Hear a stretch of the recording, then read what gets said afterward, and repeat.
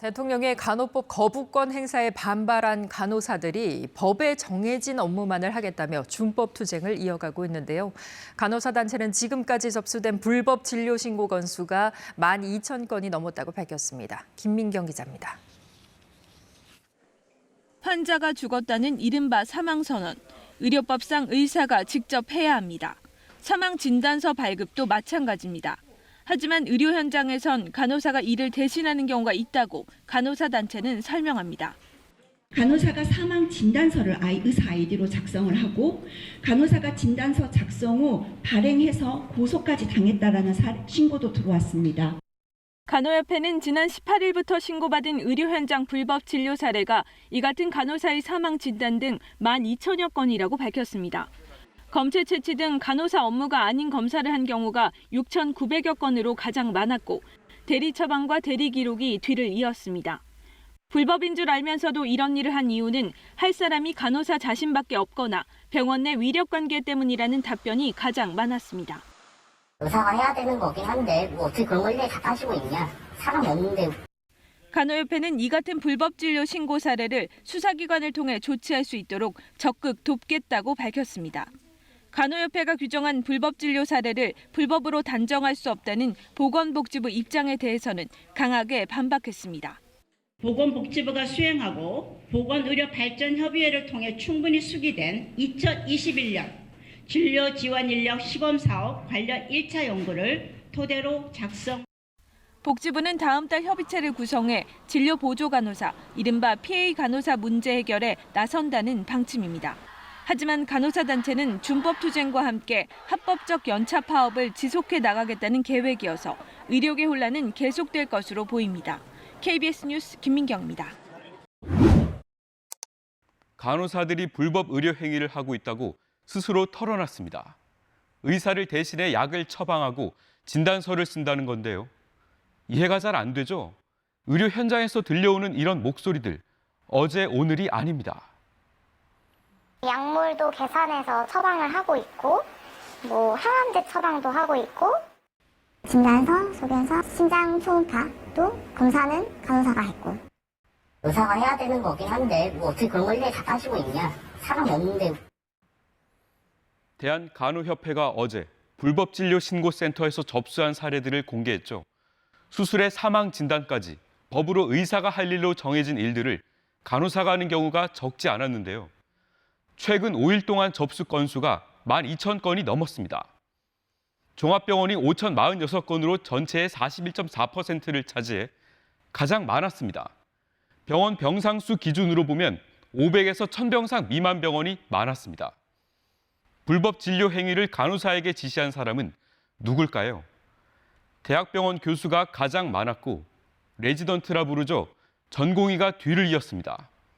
이들은 간호사에게 검체 채취 등 검사를 가장 많이 맡겼고 처방이나 기록, 환자의 튜브 교환이나 기도 삽관 등도 시켰습니다.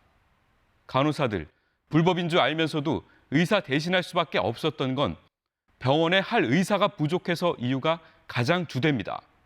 아니면 의사와의 위력 관계나 고용 위협을 의식하기도 했습니다. PA 간호사, 우리말로 진료 보조 간호사, 의료 현장에서 의사 업무를 대리하는 간호사들을 이렇게 부르는데요. 전국에 10,000명이 넘을 정도로 공공연한데 이 PA 간호사 사실 미국에선 정식으로 면허 제도를 운영하지만 우리나라 의료법에선 존재하지 않는 비공식적인 역할입니다. 불법이 될 수 있죠. 간호협회가 말하는 불법 행위는 이렇습니다. 의사 수는 부족하고 병원 일은 많다 보니 앞서 현직 간호사 인터뷰 보신 것처럼 어쩔 수 없는 경우들이 많은데요. 지난 2월엔 이 문제로 대형병원 병원장이 경찰에 고발되기도 했습니다. PA 간호사 채용 공고를 낸 건 의료법 위반이라는 건데요. 병원 측은 해당 부서에서 관행적으로 쓰던 PA라는 명칭을 사용해 오해가 빚어졌을 뿐 불법은 없었다는 입장이었습니다. 2년 전 서울대학교 병원은 PA 간호사를 임상 전담 간호사로 규정하고 지위를 인정하는 방안을 추진했었습니다. 하지만 국립대병원이 불법 행위를 공공연히 하겠다고 선언한 것이다. 이런 비판이 잇따랐는데요. 의료인 면허 체계를 붕괴시킬 수 있기 때문에 반드시 근절해야 한다는 목소리가 나왔습니다.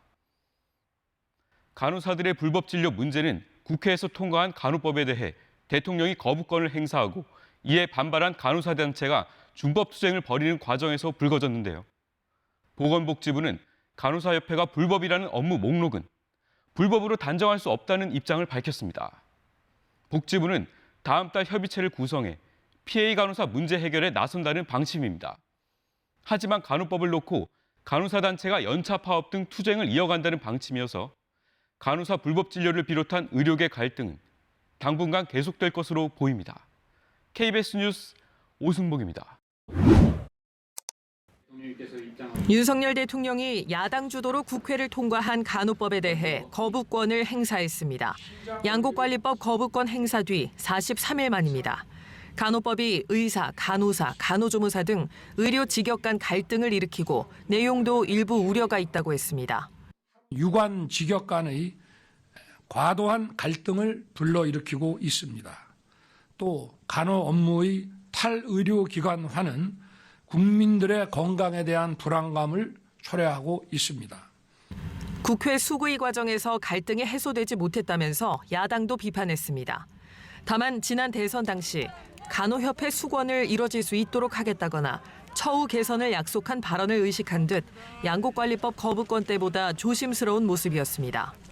간호법 제정은 공약이 아니었다고 밝혔던 대통령실도 간호사 요구에 귀를 막는 게 아니라 의료법을 종합적으로 손질하자는 거라고 거듭 설명하기도 했습니다.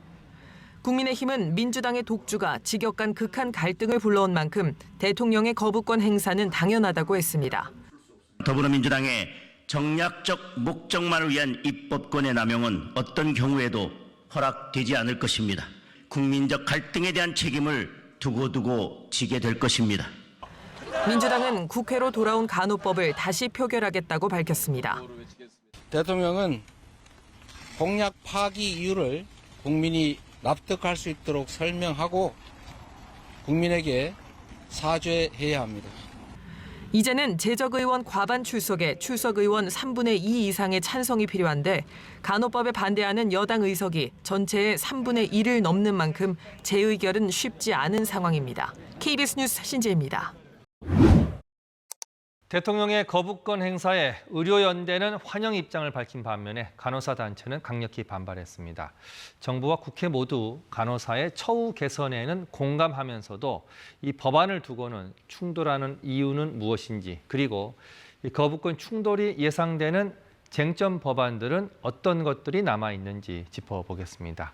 장유미 변호사 나와 있습니다. 자, 어서 오십시오. 네, 안녕하세요. 예. 자, 이 법을 둘러싸고 의사 대 간호사, 또 간호사 대 간호조무사, 이해관계가 많이 얽혀 있는데요. 먼저 반응부터 좀 정리해 주시죠. 일단 간호사협회는 당연하지만 강력 반발하고 있습니다. 일단 간호법 제정을 다시 추진하겠다는 입장이고요. 단체 행동도 예고하고 있는 상황인데요. 일단 대리시술, 대리처방, 이 부분이 이 의료 현장에서는 이미 간호사들이 하는 업무 중에 일부였는데, 그렇다면 우리 준법 투쟁을 하겠다. 법에 정해진 업무만 수행하겠다라고 예고하고 있는 상황이고요. 또 일각에서는 아예 전면 파업에 나서야 되는 거 아니냐, 배수진을 치고 나서야 되는 거 아니냐라는 의견도 나옵니다. 또 내년 4월로 예정돼 있는 총선을 앞두고 정치적 영향력 확대를 위해서 특정 정당에 가입을 한다거나 어떤 이런 방안도 모색해야 되는 거 아니냐는 논의도 이루어지고 있고, 또 반대로 의사협회에서는 이번 거부권 행사에 대해서는 찬성 입장을 밝히면서 단체 행동에 대해서도 철회 의사를 밝혔습니다. 논란이 좀 더 깊어지고 있는 그런 상황인데, 자, 간호법의 쟁점 사항 좀 간단히 짚어보고 가겠습니다. 뒤로 한번 보실까요? 가장 큰 논란이 간호법 제1조의 지역사회라는 그 4글자 때문인데 이유가 뭡니까? 사실 이게 1조 목적 사항에 있는 것이거든요. 이제 아주 수준 높은 간호 조력을, 간호 혜택을 의료기관과 지역사회에서 받을 수 있도록 하겠다. 원래 목적 사항을 갖고 충돌되는 경우는 거의 없습니다.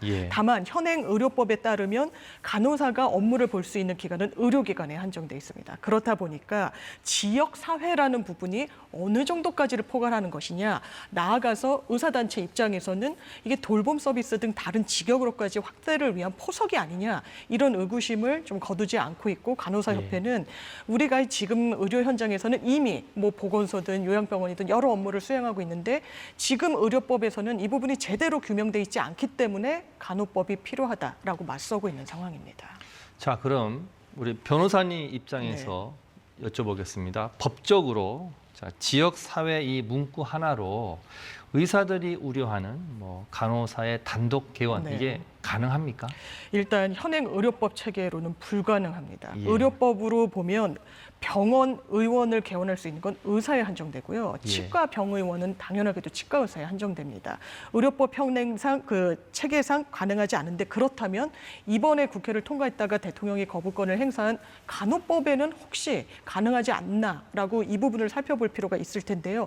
간호법에 따르더라도 불가능하다고 보시는 게 맞을 예. 것 같습니다. 10조 2항에 보면 간호사의 업무를 의사 지도하에 진료의 보조라고 돼 있습니다. 예. 그러니까 보조적 업무를 넘어서는 단독 개원은 이 간호법 체계에 따르더라도 불가능하다고 보시는 게 맞을 것 같습니다. 예, 좀 정리가 되는 것 같은데 또 다른 쟁점이 하나 있습니다. 지금 의료법이 있는데 그 의료법에서 나와서 간호법을 독립시키는 것 자체 이게 지금 문제가 있다 이런 지적도 있는 거죠? 그렇습니다. 왜냐하면 현행 의료법에는 여러 직군들과 관련한 뭐 의료 행위의 어떤 방식 그리고 범위를 규율하고 있는데요. 거기에는 의사가 들어가고요. 또 치과 의사, 간호조무사, 한의사, 간호사가 들어가 있습니다. 그렇다면 이런 여러 가지 직군 중에 간호사만 따로 떼서 이 간호법이란 걸 새로 제정하게 된다면 그렇다면 한의사법, 뭐 간호조무사법 이렇게 다른 법률도 생길 수 있는 거 아니겠느냐. 그러면 서로 간의 직역을 보호하기 위한 어떤 법률을 서로 만들고자 하지 않겠느냐라는 게 좀 의사단체의 또 문제제기 내용 중에 하나입니다. 자, 말씀을 들어보니까 의료인들의 이해관계가 첨예하게 지금 대립돼 있는데 그런 법안인 만큼 국회에서 충분히 논의하고 협의했어야 하는데 실제로는 어떻습니까? 사실 부족했다라고 볼 수밖에 없을 것 같습니다. 그러니까 예. 신속 처리 안건으로 지정된 게 2월이었습니다. 예. 2월 초였습니다. 심지어 2월 9일이었는데요. 본회의에 통과한 4월 27일 전까지 그렇다면 이 원내 협상을 담당해야 되는 여야 원내대표가 몇 차례나 회동을 했느냐. 11차례. 뭐 많이 만났다고도 할 수 있겠지만요. 예. 이 중에 2차례는 사실상 상견례 성격이었습니다. 논의 자체가 진행되기 어려운 자리였던 셈인 거죠. 그렇다면 뭐 양 당의 대표끼리 뭔가 결단을 할 수 있는 자리가 있었느냐. 사실 김기현 지도부 체제가 발족하고 김기현 새 당대표가 사실 인사차 찾았던 게 처음 자리였자 사실상 마지막 자리였기 때문에 예. 이 부분에 대해서도 의견을 나눌 기회는 사실상 없었습니다. 협의가 좀 부족했다는 지적인데요. 그렇습니다. 자, 대통령 입장에서 보면 뭐 양곡관리법에 이어서 또 간호법에도 거부권을 행사했습니다. 지금 간호사협회에서는 대통령의 대선 공약인데 이거를 지금 파기한 거 아니냐 이런 반발이 거센데 뭐 대통령 입장에서 좀 부담이었을 것 같아요. 어떻습니까? 상당히 부담이 될 것 같습니다. 왜냐하면 처음 또 거부권 행사가 아니라 양국관리법에 이은 이제 예. 행사였기 때문에 그렇기도 하고요. 이게 대선 공약집에 들어가 있거나 명시적으로 공약으로 내건 바는 없다라고는 하지만 이 직역단체를 찾아가서 뭔가 이제 건의과 관련한 국회 입법 통과에는 힘쓰겠다는 취지의 발언이 있기도 했어서 예. 이 부분과 관련한 지적도 나오는데 정부에서는 의료법 체계를 좀 바꾸고 또 지난달에 종합 대책을 발표한 게 있습니다. 예. 간호 인력 지원 종합 대책이라는 건데요. 예, 준비된 그렇습니다. 그래프 좀 올려주시죠. 예, 이 부분은 처우 개선에 좀 방점을 찍은 겁니다. 그리고 예. 실제로 정부가 발표했던 안을 충실히 이행하겠다라는 게 지금 입장인데 간호사 한 명당의 환자 수를 제한하겠다는 겁니다. 너무나 이 좀 큰 노동에 시달리는 부분을 감안해서 환자 수를 5명으로 제한하도록 하고 예. 간호사의 3교대 근무 형태도 개선을 하고 이 부분과 관련해서 교육 전담 간호사도 추가로 설치를 하겠다. 왜냐하면 교육도 현장에서 병원 현장에서 담당을 하고 간호 업무에도 또 이중고에 시달린다. 이런 지적이 나왔기 때문에 이런 어떤 업무 부담을 줄여주는 방향의 이런 대책에 대해서는 철저하게 관철시키겠다는 게 정부 입장이기도 합니다. 자, 그런데 지금 여야의 협치가 실종된 상태에서 뭐 거부권 행사가 간호법으로 끝나지 않을 것 같다 이런 이야기가 나오고 있습니다. 지금 뭐 쟁점 법안들 어떤 게 좀 남아 있습니까? 상당히 좀 줄줄이 남아있다고 보시는 게 맞을 것 같습니다. 예. 이 방송법은 뭐 KBS, MBC, EBS의 이사회 그 숫자를 좀 늘리는 방향인 건데 여야 간의 의견이 잘 모아지고 있지가 않습니다. 예. 노란봉투법도 지속적으로 이 부분과 관련해서 노사 교섭의 주체를 그렇다면 직접 노조로 한정할 것인지 아니면 하청 노조에게도 이 교섭권을 줄 것인지와 예. 관련해서 이미 이 노조의 정상화를 기치로 걸고 있는 정부 입장, 여당 입장에서는 받아들이기가 어렵다는 겁니다. 예. 이른바 또 쌍특검 법안, 50억 클럽 수사 그리고 김건희 여사에 대한 수사 내용까지 들어있기 때문에 상당히 격돌하고 있는 상황인데요. 예. 대통령실에서는 여야 합의하지 않은 법안은 통과시키지 않겠다는 입장을 천명한 바가 있습니다.